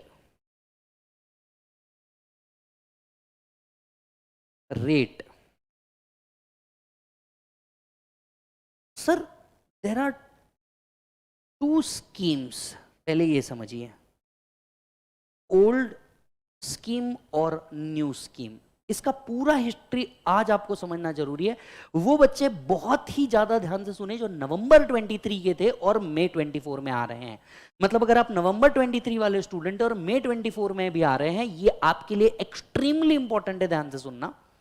जो बच्चे मई 24 के लिए ही है, तुम लोग ध्यान से समझना। सो देखिए टिल 2023 ऐसा होता था, देयर वर टू स्कीम। एक था आपका ओल्ड स्कीम, जहां पे जो टैक्स पे होता था आप सभी जानते हैं वो स्लैब रेट से पे होता था। एवरीबॉडी, आप सब लोगों ने इंटर में किया होगा, नवंबर 23 वाले हो तो समझ जाओगे, जो स्लैब रेट से पे होता था। देन 2019 एंड 20 ऐसे 2 सालों के अंदर में आप सभी को पता है ऑल्टरनेटिव टैक्स स्कीम्स आई थी। क्या आई थी? ऑल्टरनेटिव टैक्स स्कीम, जिसको हम कहते थे 115 BAC, 115 BAA, 115 BAB एटसेट्रा, और भी है 2 एटसेट्रा। इसको हम कहते थे ऑल्टरनेटिव टैक्स स्कीम। मतलब जो व्यक्ति रिटर्न भरता था, या तो वो ये ऑप्शन सिलेक्ट करता था जहां पे वो full deduction and exemption claim करता और हायर रेट पे टैक्स पे करता। कम ऑन, यस, वो ओल्ड स्कीम के अंदर में क्या करता? Full deduction and exemption claim करता और हायर रेट पे टैक्स भरता। अल्टरनेटिव टैक्स स्कीम, उसके पास एक ऑप्शन था, अल्टरनेटिव टैक्स स्कीम उसके पास एक ऑप्शन था, wherein some deduction and exemption have to be sacrificed to get the lower tax rate. Yes, so what was the major difference between the old and the new syllabus, old and the new scheme? Old scheme says take deduction, take exemption, pay higher rate. Alternative tax scheme, which was launched in 1920, says leave certain deduction, leave certain exemption which are mentioned in those section and pay the tax at a lower rate. Till 2023 this was the system. शायद हमारे finance minister ने अक्षय कुमार साहब का एक action देख लिया, और action कुछ था इस प्रकार का, उन्होंने sign to same finance act 2023 में उतार दिया। अब क्या हो चुका है? जो अल्टरनेटिव टैक्स स्कीम था ये बन गया आपका डिफॉल्ट टैक्स स्कीम। ध्यान से सुनना, अब ये जो बच्चे मई 24 दे रहे हैं, नवंबर 23 से आए हैं, इस ब्रिज को जरा समझो। अब ये आपका डिफॉल्ट टैक्स स्कीम हो गया, जिसका मतलब unless otherwise specified, unless otherwise specified, आपका जो टैक्स कैलकुलेशन होगा वो इन स्कीम के हिसाब से होगा। अनलेस अदरवाइज स्पेसिफाइड, जो आपका कैलकुलेशन होगा, जो आपका कैलकुलेशन होगा वो इन स्कीम के हिसाब से होगा। और इसको बना दिया ऑप्शनल, और इसको क्या बना दिया? ऑप्शनल टैक्स स्कीम बना दिया। मतलब गजब। इसलिए मैंने आपसे कहा जो आपकी पुरानी बुक है बिंदास उठाओ और दे दो, अब वो कोई काम की नहीं रही, क्योंकि जो टैक्स कैलकुलेशन थे वो बिल्कुल स्वाइप हो गए। जो ओल्ड स्कीम थी अब वो ऑप्शनल बन गई, और जो न्यू स्कीम थी वो डिफॉल्ट स्कीम बन गई। समझ रहे हो बात को? तो अब आपको बार बार ये ध्यान रखना पड़ेगा। हाँ तो सर उसमें क्या है, हम तो टैक्स निकाल लेंगे। आप नहीं समझ रहे हैं, पुराने प्रॉब्लम उठा के बार बार दिमाग में स्ट्राइक करवाना पड़ेगा। ये अलाउ है, ये अलाउ नहीं है, ये अलाउ है, ये अलाउ नहीं है न्यू स्कीम में, और यहां पड़ जाएगा चक्कर। इंस्टीट्यूट बुलाएगी और तुम फंसोगे भी, पर आप याद रखिएगा बुलाती है मगर जाने का नहीं। इन्होंने क्या किया सर, ओल्ड स्कीम को अब अल्टरनेटिव बना दिया और न्यू स्कीम को डिफॉल्ट स्कीम बना दिया।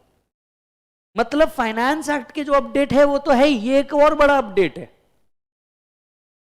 समझ आ रहा है बात? तो जब हम टैक्स कैलकुलेशन करेंगे बड़े आराम से जाएंगे, बड़े प्यार से जाएंगे, ध्यान से समझना, डोंट वरी। पार्ट बी के अंदर में हम इस पर डिस्कशन करेंगे, पहले मेरे को आपको इसको समझाना है। रेट 2 प्रकार के हैं, अंडर द ओल्ड स्कीम और new scheme, irrespective of anything. ठीक है, जो टैक्स रेट है ये 2 प्रकार के हैं। एक है नॉर्मल टैक्स रेट, एक है स्पेशल टैक्स रेट। एक है नॉर्मल टैक्स रेट, दूसरा है स्पेशल टैक्स रेट। ध्यान से समझिएगा, एक है नॉर्मल टैक्स रेट, दूसरा है special tax rate. Normal tax rate ये स्पेसिफाई होता है फाइनेंस एक्ट के अंदर में। तो फाइनेंस एक्ट 23 ने ये रेट दिए होंगे। तो ये जो बजट आता है ना हर साल, बजट के शेड्यूल होते हैं, बजट के पीछे शेड्यूल होता है, शेड्यूल के अंदर में आपको ये रेट देखने को मिलता है। और स्पेशल टैक्स रेट नाम की भी एक चीज होती है, कुछ स्पेशल टाइप की इनकम पे स्पेशल रेट होता है। यस, ये स्पेसिफाई किया होता है specified in income tax act. These are specified in income tax act. For example, long term capital gain is covered under section 112. tax rate is 20%. याद आ रहा है आपको? tax rate is 20%. तो ये जो चीज है, ये रेट आपको स्पेशल रेट की कैटेगरी में आते हैं. तो हम गए थे रेट समझने के लिए. रेट के पहले हमने समझा अब दो स्कीम है, old scheme, new scheme. Old scheme अब बन गई ऑप्शनल, न्यू स्कीम बन गई डिफॉल्ट टैक्स स्कीम. रेट दो प्रकार के हैं, नॉर्मल और special. Normal income normal slab rates पे टैक्सेबल होती है, जबकि स्पेशल इनकम के लिए एक स्पेशल रेट दिया होता है. दो बातें याद रखनी पड़ेगी. नॉर्मल रेट फाइनेंस एक्ट में दिया होता है, जबकि स्पेशल रेट जो है वो इनकम टैक्स एक्ट के अंदर में दिया है. ये लाइन बड़ी होकर एमसीक्यू बनेगी. Special rate is covered under income tax act. ठीक है, income tax is covered under sorry special rate is covered under income tax act. ये क्लियर है मालिक? चलो अब हम आते हैं सेक्शन 4 पे वापस. Interlinking again. उस रेट पे जो फाइनेंस एक्ट ने दिया है, पर सिर्फ उससे ही टैक्स निकलेगा क्या? नहीं, स्पेशल रेट भी लगाने पड़ेंगे. तो हम किसी भी व्यक्ति की टोटल इनकम जो उसने प्रीवियस ईयर में कमाई है, इस पे टैक्स देंगे असेसमेंट ईयर में उस रेट पे जो एनुअल फाइनेंस एक्ट के अंदर में दिया हुआ है. Are you getting the point मालिक? यस. तो रेट मतलब कौन से हो गए? Normal plus special. अब इसके ऊपर डिस्कशन करना होगा, नॉर्मल कैसे निकालते हैं, स्पेशल कैसे निकालते हैं. अगले पार्ट के अंदर में हम लोग क्या करने वाले हैं, that is lecture 1 part B के अंदर में हम लोग टैक्स कैलकुलेशन पे जाएंगे. हम पहले ओल्ड स्कीम जो आपको याद था, इतने अटेम्प्ट से आप करते आ रहे होंगे, वो हम लोग या ऑफिसेस में भी जो चल रहा है, हम लोग पहले ओल्ड स्कीम पूरा का पूरा पढ़ेंगे. और ओल्ड स्कीम से कुछ क्वेश्चन सॉल्व करने के बाद हम लोग न्यू स्कीम में जंप करेंगे और न्यू स्कीम को सॉल्व करेंगे. Are you getting the point? तो अगले वीडियो के लिए आप लोग इंतजार कीजिए. अगला वीडियो जल्दी से अपडेट हो जाएगा. जैसे ही अपनी वो 500 वाली कंडीशन सेटिस्फाई हो जाती है तो ये हो जाएगा. साथ साथ में इंस्टाग्राम पे आप फॉलो करते रहिए ताकि मैं आपको वहां पे अपडेट दे सकूं. इस वीडियो के नीचे आपको एक टेलीग्राम ग्रुप दिख रहा है, प्लीज इसको ज्वाइन कर दिए. चैप्टर नंबर 1 का पीडीएफ मैं आपको शेयर कर दूंगा. अपने दोस्तों को ये वीडियो जरूर फॉरवर्ड कीजिएगा और सर बने रहिएगा. याद रखना अपना मूल मंत्र, पढ़ो तो हद कर दो वरना प्रोग्राम रद्द कर दो. मिलता हूं आपसे पार्ट बी में. Take the break.